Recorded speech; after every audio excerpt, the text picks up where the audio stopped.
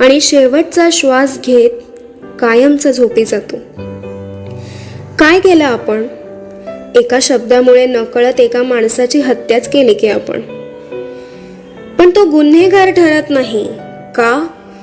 तर त्याच्या हातात चाकू किंवा पिस्तूल अशी हत्यारं नव्हती. नाही, त्यावर माझ्या हातांच्या बोटांचे ठसे होते. मी काहीच गुन्हा केला नाही, तसं पण त्याची लायकीच नव्हती म्हणा जगायची. बरं झालं मेला.